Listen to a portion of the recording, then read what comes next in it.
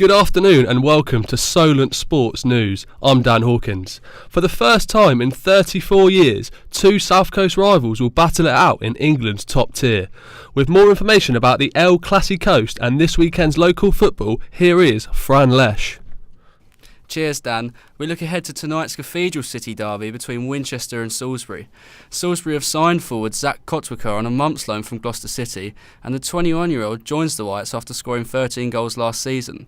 Kotwicker will be looking to hit the ground running as he gets his first start for Salisbury.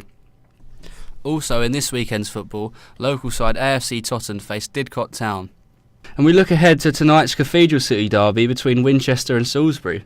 Salisbury have signed forward Zach Kotwicker on a season-long loan from Gloucester City, and the 21-year-old joins the Whites after scoring 13 goals last season.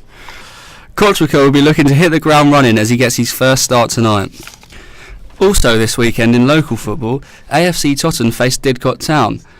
AFC Totton have been boosted by striker Chris Feeney's decision to stay at the club, and the former Winchester forward was approached by rivals Salisbury this week. Much of the relief of Stags boss Louis Langdown, marksman Feeney has opted to stay at the club. And lastly, in El Clasico, Saints have already got a point on the road this season and at newly promoted Huddersfield, and they'll be looking to add to that against New Boys Brighton this weekend at the Amex. And lastly, Eastleigh face the daunting task of an away trip to Macclesfield Town tomorrow. The Silkmen currently sit second in the National League, only on goal difference, but the Spitfires will be hoping to avenge Tuesday's defeat to lowly Solihull Moors with a win at Moss Rose.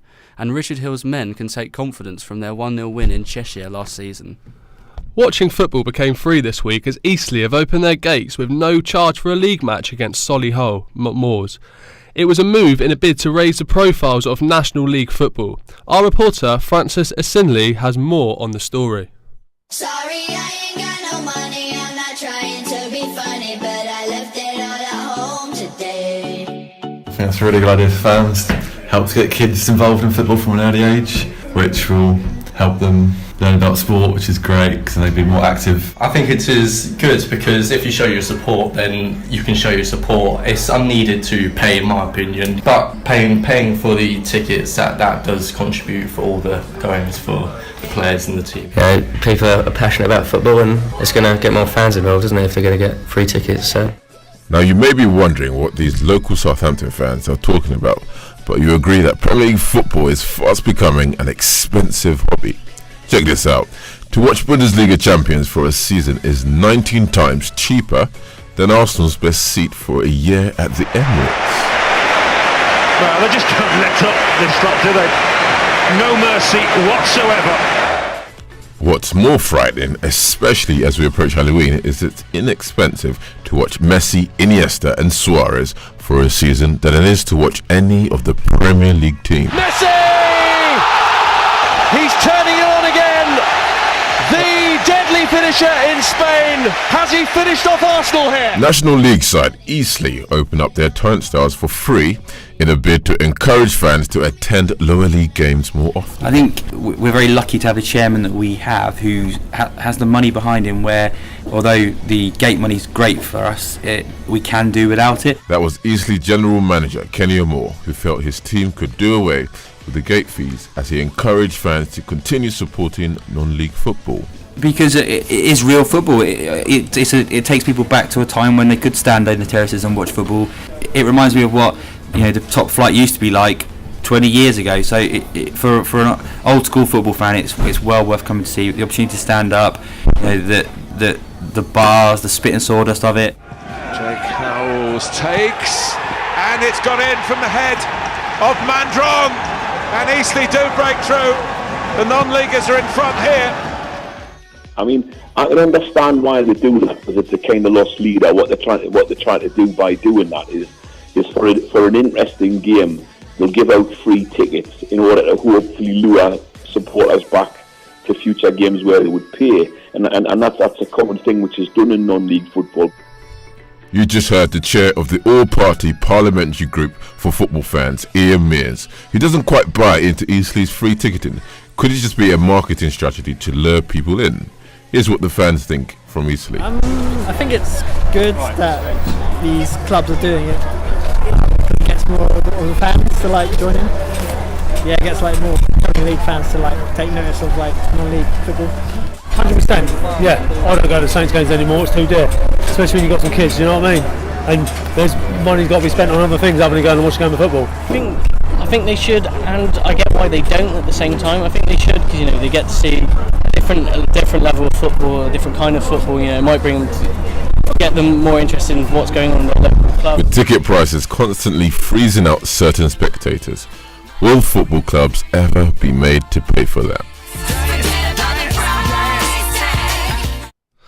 Bolton Wanderers legend Kevin Davies plied his trade in the Premier League for years and is now transferring that experience into non-league football. Ben Chahal looked into whether or not playing the sport at a high level is necessary to be a successful manager. Ryan Brewster with another England hat-trick to follow on for the one in the quarter-finals.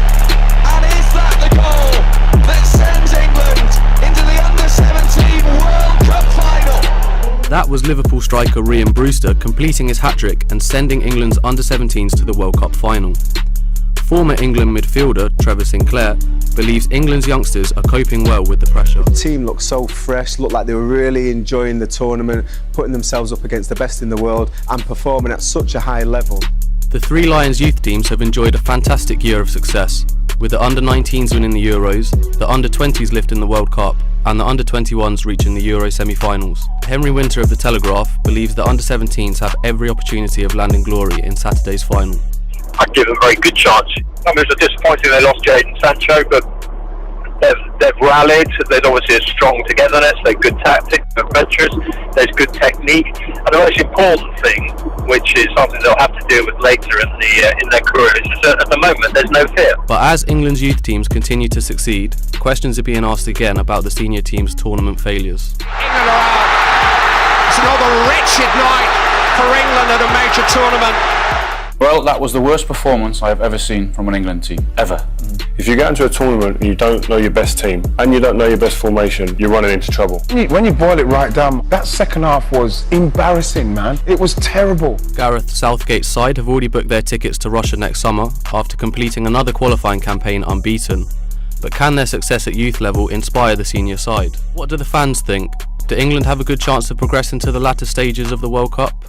We're never going to win a World Cup, and I don't want to wait any longer. I mean, my dad's waited 50 years. I don't want to wait 50 years for us to win another thing. There's been nothing since 1966. Then it was a question of national pride, and we also had some very, very skillful players. None of our boys play abroad. None of our boys play for the same team. I think we've got a really good chance, the best chance we've had for quite a while, but then I say that every 4 years. There again, I am right now thinking this could be it.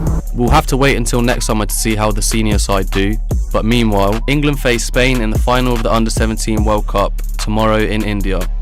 Can Ryan Brewster claim the Golden Boot? We'll have to wait and see. Kevin Davies plied his trade in the Premier League for years and is now transferring that experience into non-league football. Ben Chahal looked into whether or not playing the sport at a high level is necessary to be a successful manager. Davies going on. That's wonderful! Absolutely wonderful! With former Saints player Kevin Davies taking over at National League Northside Southport, his Premier League experience is sure to be the peg he lays his hat on. It's exciting, it's been frantic. I'm personally delighted that I've been given this opportunity. His counterparts within the league will have acquired the job without this sort of background.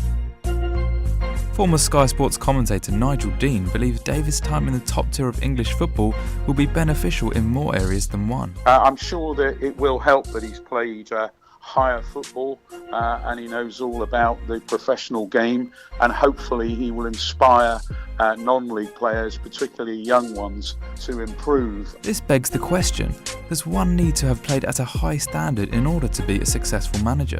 AFC Tottenham boss Louis Langdown feels it's not as important as people might think. People have a bit misconception with the likes of Jose and Arsene Wenger and players like that. They still played at a reasonable level.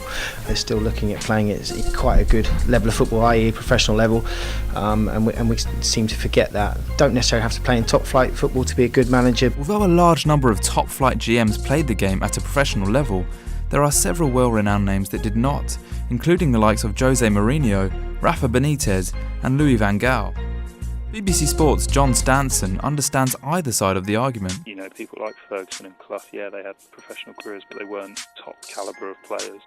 So it can't hurt to have that experience and that ability to understand players, but I don't think it's absolutely essential. One thing's for sure though, regardless of your experience, managing is certainly no easy task.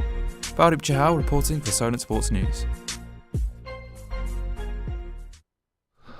And that's everything from today. Thank you for joining us, and we will be back next Friday. Remember, you can keep up to date on our website solentsportsnews.co.uk.